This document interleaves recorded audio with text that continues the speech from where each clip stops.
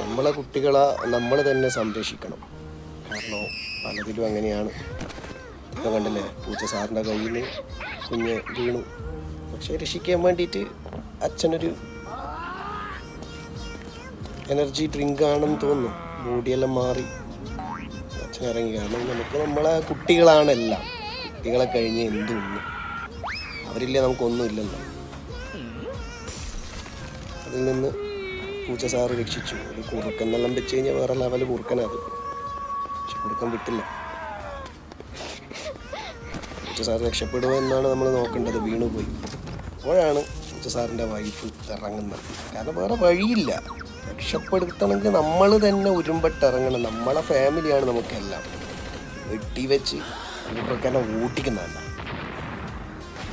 അവർ വിജയിച്ച് ഒരു ലൈഫ് സെറ്റായി. അയ്യോ.